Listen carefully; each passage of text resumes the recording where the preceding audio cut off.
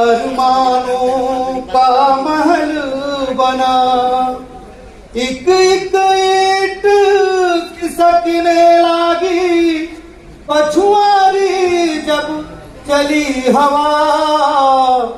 हर जतन दर जतन किए तब, हवन करे तो हाथ जले, पर पुण्य तभी तो मिलता है।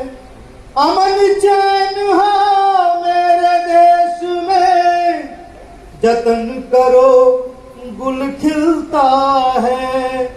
रोको पश्चिम की आंधी को, जिससे मेरा चमन जला। हाय रे जतन दर जतन किए तब, अरमानों का महल बना, अरमानों का महल बना।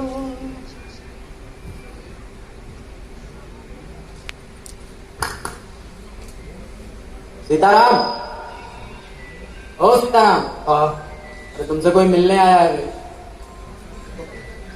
ये हमें नहीं पता, आप खुद ही मिल के देख लो, हम भेज दे रहे हैं।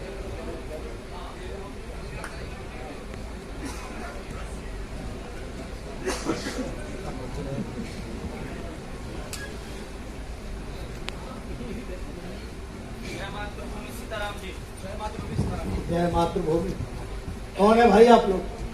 सीताराम जी, आपने वर्षों पहले जो भारत की सभ्यता और संस्कृति को बचाने के लिए जो लक्ष्य जगाया था, हम लोग उसी विचारधारा के आपके समर्थन। आप हमें नहीं जानते हैं सीताराम जी। हमारे दादाजी और बुजुर्गों ने आपके साथ लड़ाई लड़ी। आपके विचारधारा को हम लोग ने अभी तक जीवित रखा है। हम लड़ रहे हैं सीताराम जी, और एक दिन आपको इस पागलखाने से आजाद करेंगे। आजादी हमें नहीं चाहिए। आजादी दिलानी है तो भारत माता को दिलाइए। आजादी दिलानी है तो पाश्चात्य सभ्यता से दिलाइए आने वाली जनरेशन को। आपकी सभ्यता और संस्कृति विनष्ट कर देना चाहते हैं वो, उनको आजाद कराइए। सीताराम जी, हम जानना चाहते हैं कि आप जैसे स्वतंत्रता संग्राम सेनानी को इस पागल खाने में कैसे कैद कर दिया गया, और इस देश का विभाजन क्यों हुआ? आप उस लड़ाई में थे ना, और अगर विभाजन हुआ तो उसका विरोध क्यों नहीं किया गया? न जाने कितने स्वतंत्रता सेनानी, न जाने कितना स्वतंत्रता संग्राम सेनानी जिन्होंने इस देश के लिए कुर्बानी दे दी, जान दे दी। कुछ तो मर गए, कुछ गुमनाम है, कोई उनकी सुध लेने वाला नहीं। गलत हाथ में चला गया मुल्क, इसलिए नहीं आजाद कराया था स्वतंत्रता संग्राम सेनानियों ने मुल्क को। यही तो है हमारा अंतर्नाद। खुशी है कि कम से कम कुछ लोगों ने अलग चलाया है। हो सकता है मेरा अंतर्नाद पहुंच जाए कुछ दिनों तक लोगों के पास। हम लोगों ने कमर कस लिया है सीताराम। हिंदुस्तान में आपके विचारधारा की ज्यादा बढ़ने लगी है। हम आपके अंतर्नाद से वंचित होना चाहते हैं। क्या जानना चाहते हैं कि मैं इस पागल खाने पे कैसे आ गया? यही जानना चाहते हैं कि हिंदुस्तान का विभाजन कैसे हो गया? दोनों। ठीक है, तो सबसे पहले बताता हूं कि एक स्वतंत्रता संग्राम सेनानी यहां इस पागल खाने में कैसे आ गया। मैं सीताराम स्वतंत्रता संग्राम सेनानी यहां इस पागल खाने में पागलों के बीच में कभी हंसता हूं और कभी रोता हूं, और कभी वही 1947 का आजादी का देखा आंखों हाल इन पागलों को सुनाता हूं। पागल नहीं हूं, पागल बना दिया गया है। मुझे याद है मेरा बेटा इंजीनियर बन चुका था। एक रेलवे ब्रिज का निर्माण रहा था जिसका चीफ इंजीनियर मेरा बेटा अक्षर था, उसका ठेकेदार था मलिक, और उसमें पैसा लग रहा था मंत्री जी का। धांधली चल रही थी। एक स्वतंत्रता संग्राम सेनानी का बेटा जिसमें ईमानदारी था, उसने कह दिया कि इस ब्रिज में होने वाले काम में मैं धांधली तो नहीं होने दूंगा। पहले से खरीदने की कोशिश की गई, तोड़ने की कोशिश की गई, गिराने की कोशिश की गई, धमकी दी गई, वो डरा नहीं। बात जब लखनऊ से होते हुए दिल्ली तक पहुंचने लगी तो उसे मार दिया गया और मारकर उसके घर में पैसे रखकर उसी के घर में उसकी लाश टांग दी गई और पोस्टमार्टम की रिपोर्ट में आत्महत्या दिखाया गया। मैं घबरा गया था। मैंने अदालत का दरवाजा खटखटाया और 2 महीनों मुकदमा चला। एक वकील का दूसरे वकील से बहसबाजी हुई और अंत में वो महान दिन आया जब जज साहब ने अपना फैसला सुनाया। एक कोर्ट में मैं, दूसरे कोर्ट में मंत्री जी और मलिक। तमाम गवाहों और बयानात को मद्देनजर रखते हुए अदालत उस नतीजे पर पहुंचती है कि मंत्री जी पर लगाए गए सारे आरोप बेबुनियाद है, निराधार है। समाज को बरगलाने की कोशिश कर रहा है सीताराम। मैं मुकदमा हार चुका था, सत्य पर सत्य की विजय हुई थी।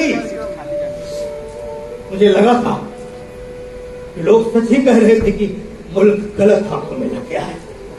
इसीलिए आजाद कराया था महात्मा गांधी ने, सुभाष चंद्र बोस ने, सरदार भगत सिंह ने।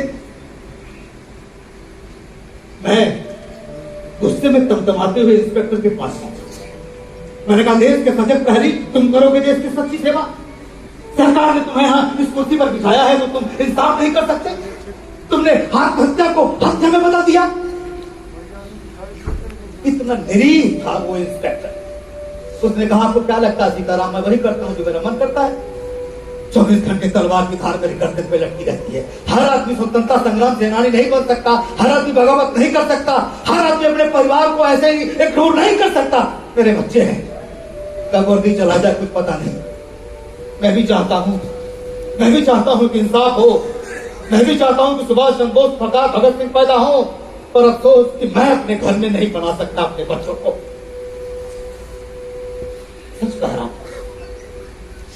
उसने कहा कि हत्या को आत्महत्या में बदला गया है। पोस्टमार्टम की रिपोर्ट आत्महत्या है, तो मैं क्या कर सकता हूं। मैं जब chief medical officer doctor Rastogi के पास पहुंचा, मैंने कहा, डॉक्टर साहब आप हैं, भगवान के बाद अगर कोई जीवन देता है तो है डॉक्टर। या अपने जीवन लेने की लीला कब से प्रारंभ कर दी। डॉक्टर साहब हौले से मुस्कुराए। उन्होंने कहा कि सीताराम, मरने के कगार पर पहुंच गए हो, स्वतंत्रता संग्राम सेनानी हो, बैठो, पेंशन मिल रही है, एंजॉय करो। और तुम्हारी इन्हीं हरकतों की वजह से तुम सरकार में नहीं हो। रात में रात मिलाओ, सांसद बन जाओगे, बुढ़ापा तर जाएगा। मैंने कहा, मैं उसका हिस्सा नहीं बनना चाहता जो तुम कर रहे हो। डॉक्टर साहब ने कहा, ये आदर्श सिर्फ किताबों में अच्छे लगते हैं, खुद तो देखो। तुमने आदर्श को अपनाया, व्यवहार में लाया, क्या मिला तुम्हें? एक बेटा मर गया। आज अगर तुम मेरी तरह आदर्श को सिर्फ किताबों में रहने दिए होते तो कहां से कहां पहुंच जाते। मेरा बेटा लंदन पढ़ता है, अमेरिका पढ़ता है, मेरे पास 5 नर्सिंग होम है, मैं चीफ मेडिकल ऑफिसर हूं। तो क्या मिला तुम्हें? मैंने कहा, तो ये दे रहे हो तुम देश को। इस देश को तुमसे यही उम्मीद है। मैं तुम्हारे खिलाफ रेगुल बजा दूंगा, मैं चुप नहीं रहूंगा। डॉक्टर साहब ने अपने आदमी से धक्के मारकर मुझे घर से बाहर निकाला था। मैं पहुंचा मंत्री जी के पास। मंत्री जी को मुझसे मिलने को तैयार ही नहीं थे। मैंने हजारों की संख्या में घेराव कर दिया, जिंदाबाद मुर्दाबाद के नारे लगाए, आमरण अनशन कर दिया। 25वें दिन मंत्री जी आए। भाइयों और बहनों, ये सीताराम पगला गया है। ये भारत मां की जय कहता है, जिसका पागल है क्या? अरे कहा है भारत मां रे? तुम्हारे कहने से भारत मां हो जाएगी? कहता है बंटवारा गलत हो गया। बताइए, इतना आदमी लोग मर गया, कहता बंटवारा गलत हो गया। ये जिंदाबाद मुर्दाबाद का नारा लगाता है, मंदिर मस्जिद करता है। मंदिर मस्जिद करता हूं मैं, और राजनीति का हम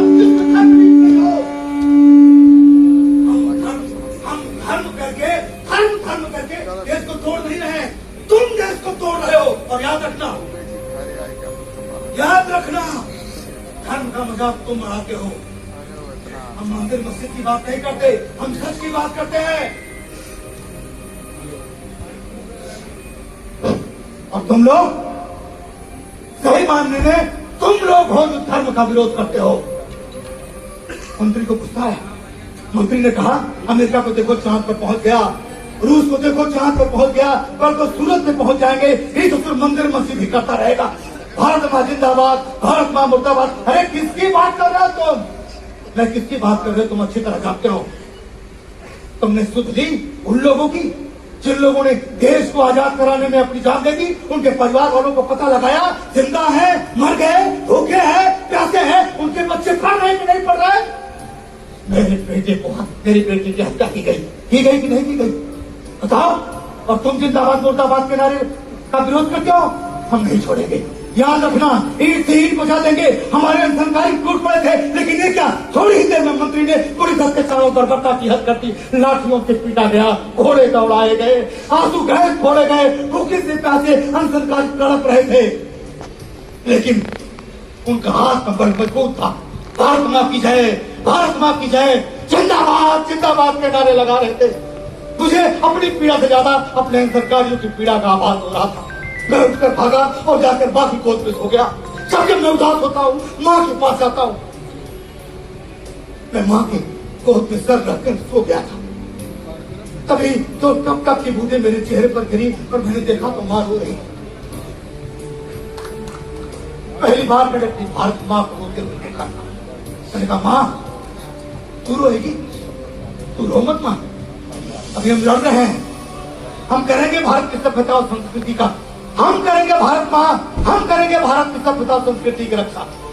मां ने कहा मुझे वो दिन भी याद है बेटा जब मैं लोहे की जंजीर में जकड़ी हुई थी। मुगलों ने हमारे छाती पर चढ़कर अत्याचार किया, फिरंगियों ने जूतों और बंदूकों का तांडव नृत्य किया, बलात्कार किए गए मेरी ही छाती पर। मेरे बेटों को मारकर फेंका गया, काटा गया, खून से सज गई ये धरती। लेकिन मुझे संतोष था कि मेरा एक बेटा जो आजादी के लिए लड़ते लड़ते जान दे रहा है, आज नहीं तो कल मुझे आजाद कराएगा। भारत माता की जय, भारत माता की। और मैं ये देख रही थी कि मेरा दूसरा बेटा दुश्मनों के साथ मिलकर रंगरेलियां मना रहा है। अपने चंद सुख के खातिर वो अपने ही देश की स्वतंत्रता संग्राम के निर्णयों का विरोध कर रहा है। लेकिन मुझे इस बात की खुशी थी कि मेरा एक बेटा जो आजादी के लिए लड़ रहा है, आज नहीं तो कल आजाद कराएगा। और 1947 में हुई आजाद हो गई थी, लोहे की जंजीर टूट गई थी। मैं खुश थी, दुल्हन की तरह सजाई गई, दुल्हन की तरह सजाई गई थी। कश्मीर से कन्याकुमारी तक खुशियां मनाई जा रही थी, नगाड़े बज रहे थे, दीपावली की सजाई गई थी, खुशियां मनाई जा रही थी। तभी मुझे पता चला कि विभाजन होने जा रहा है। मेरी कोख से जन्म लेने वाले मेरे बच्चों, मेरे छाती का दूध पीने वाले मेरे बच्चे मेरे बाजुओं को काटने जा रहे हैं। नहीं नहीं बेटा, नहीं, विभाजन नहीं होना चाहिए। मत करो, मत विभाजित करो, काटो मत, लेकिन की कौन सुनने वाला। थोड़ी ही देर में मेरी माँ की छाती का दूध पीने वाले, मेरी माँ के वक्षस्थल का दूध पीने वाले बच्चों ने माँ के बाजुओं को दो भागों में काट दिया। एक को हिंदुस्तान और दूसरे को पाकिस्तान बना दिया।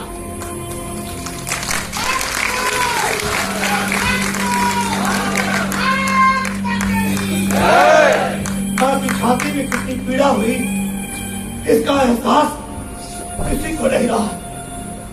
अरे जब कृतों को नहीं रहा तो गैरों को क्या होगा। तब से लेकर आज तक सरहद के किनारे पर बैठकर रंजीत अपने छाती में घाव लिए आपस में लड़ते झड़ते और मरते देख रही हूं। आजाद तो हो गए हम, लेकिन नहीं, पहले हम मुगलों के गुलाम थे, फिर अंग्रेजों के गुलाम थे, और अब हमारी सभ्यता और संस्कृति के साथ मजाक बनाया जा रहा है। हमें खत्म कर दिया जाना चाहता है। पाश्चात्य सभ्यता हमारे देश की सभ्यता को खत्म कर देना चाहती है। क्या है हमारे देश की सभ्यता? अरे भारत की सभ्यता और संस्कृति पूरे विश्व की सभ्यता और संस्कृति की माता कहा जाता है, या अमेरिका को अमेरिका बाप। अगर किसी देश को माँ कहा जाता है तो हिंदुस्तान इसे भारत माँ कहा जाता है। भारत माता की, भारत माता माता की हम 4 पत्थर इकट्ठा करते हैं, चंदन लगाते हैं और कहते हैं जय बोलेगा। कौन है ऐसा मुल्क? हम पेड़ को भी भगवान मानते हैं, नदियों को मां मानते हैं, कण कण में हर व्यक्ति में भगवान को मानते हैं। ये हमारे देश की सभ्यता संस्कृति है। हमारे देश के औरतों का लज्जा आभूषण है।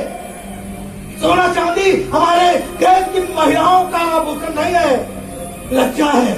हम उन्हें सीता कहते हैं, उन्हें देवी कहते हैं, लेकिन नहीं, वो कहते हैं ढोंग है, ये पाखंड है, ये रूढ़वादी विचारधारा वाले हैं।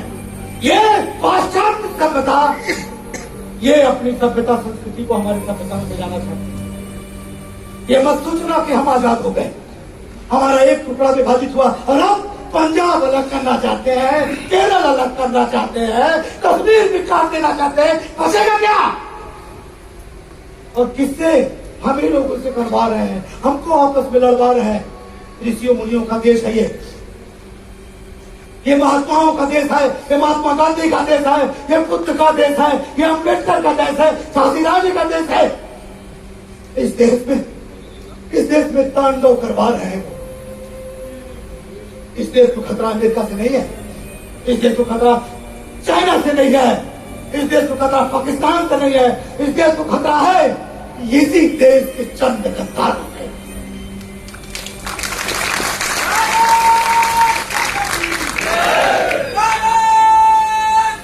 इस देश को सुभाष चंद्र बोस, सरदार भगत सिंह, महात्मा गांधी की जरूरत है।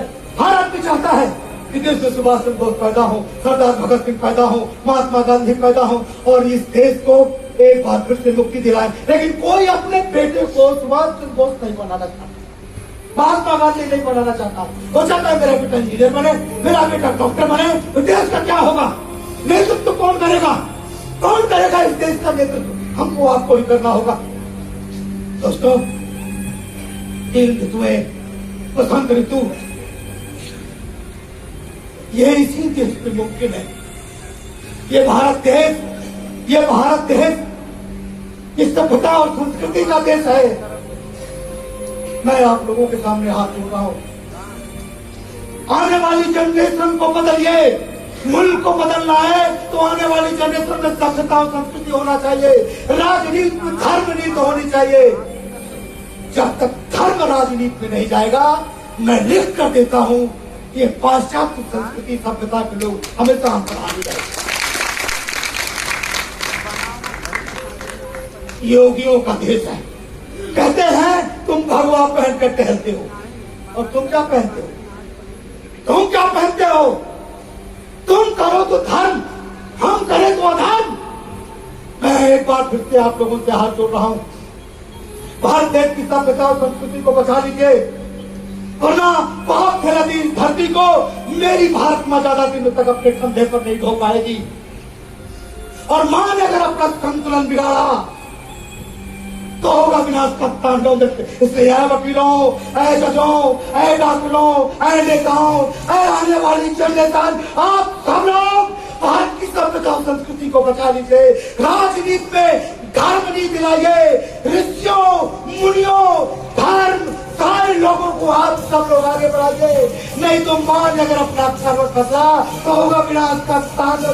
भूकंप आएगा, तूफान आएगा और आने वाला भविष्य होगा अंधकार में भविष्य, अंधकार में भविष्य। हाँ, 21वीं सदी का अंधकार में भविष्य।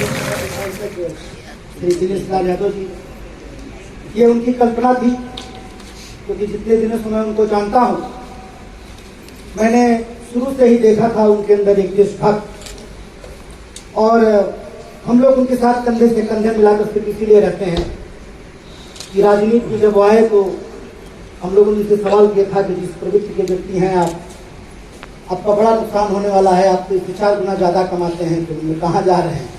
उन्होंने कहा भैया समाज को भी कुछ देना है। मैंने बहुत नेताओं को देखा है और मैं किसी की चापलूसी नहीं करता हूँ, और दिनेश लाल यादव नरहोवा जी एक ऐसे नेता हैं जो राजनीति में सिर्फ सेवा के लिए आए हैं, कमाने के लिए नहीं आए। मैं उनको बहुत बहुत धन्यवाद देता हूँ। भैया आप मत कराएं।